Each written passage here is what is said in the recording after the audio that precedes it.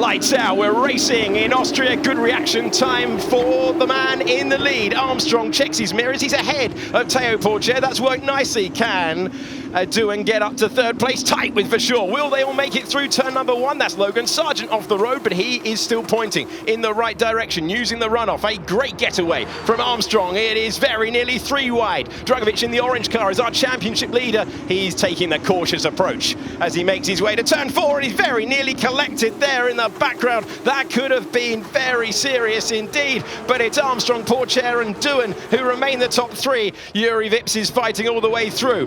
Dragovic trying to change that, trying to go around the outside, but it is still at the head of the field. Armstrong, Pourchaire and Doohan.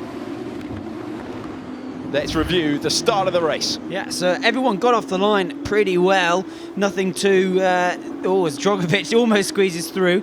And the exit of turn 1, you ended up having 3 or 4 cars go wide, as we see Hauger going really deep. They get pushed out onto the escape road on the exit. But up into turn 2, Felipe Dragovic was extremely lucky as we ride on board with Logan Sargent. Good get off the line. He gets someone to the left-hand side, chooses the outside line, tries to go around the outside, but gets run out of road.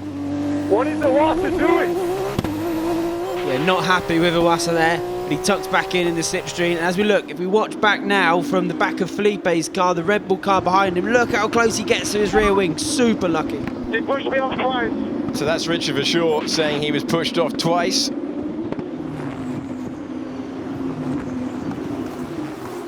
And that is not the first turn that you want if you're Frederic Vesti, the Mercedes junior driver, coming under threat now from the young Brazilian. And the man they call the Little Shark is through once again.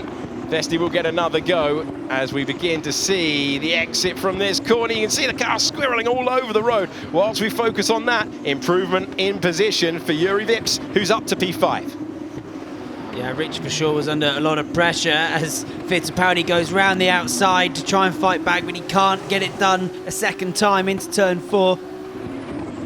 And if we look further back, it's the teammates, the Prima teammates, and it's Hauger getting past. But unfortunately, Marino Sato, his day is done, and frustration for the Japanese driver. That's further back, Cembolu Bassi, the Turkish driver, finding the gravel, so easy to do. And the driver who was fighting in the middle of the pack now finds himself to the back of the field. And there is Cembolu Bassi. He hasn't had the easiest of rookie seasons, but it was going well until that trip through the gravel, and he's returned to the pits. Race control, who had warned Frederic Vesti 3 minutes ago, giving him a 5-second time penalty. And this is Liam Lawson, the driver who struggled to get off the line on the formation lap, has come to a halt. Oh my God. And it's a virtual safety car. Doesn't look like there's anything broken. He said, oh my God, on the radio. Oh, it is 3. So I wonder what's gone wrong there. So Carlin looking on. And it was all smiles at Silverstone. Has he managed to get going? He has. But he is limping back at the moment. And a tough day gets worse for him and Carlin. As we see Lawson making it back to the pits, so luckily getting out of the way of everyone in the end, not hindering the race going ahead for too long. No points today. How much patience has the Californian driver Logan Sargent got up against Richard Verschoor? He seems to have a great exit of turn 1. And then it just doesn't seem to be as effective down to turn 4 as it has been in previous years. What he really wants at this point is a headwind. What he's got is a crosswind, momentum, and no opportunity. He stays patient. As we see a time penalty pop up for Ollie Caldwell. Not one of the front runners that we were expecting, but Jack Doohan again, DRS open. It's almost game show stuff, waiting to see who gets awarded the prize and who tumbles down the order.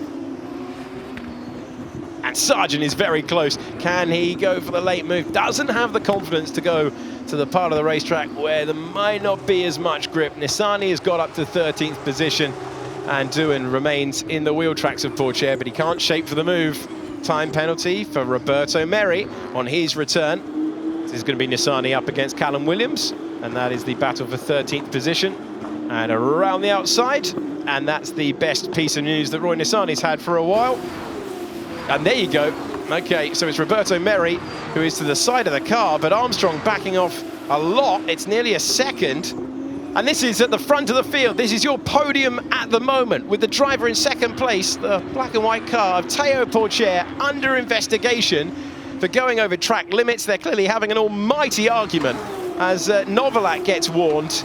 Well, this is going to be... Check F2 social media after the race, just to check that this is actually the order as we come through the 10th and final corner on the last lap. And for the second time this season, Marcus Armstrong will win in Formula 2. Marcus Armstrong takes the sprint in Styria. He has won at the Austrian round. It's high-tech celebrating every single metre of the race led by Marcus Armstrong. Surely his best performance in FIA Formula 2.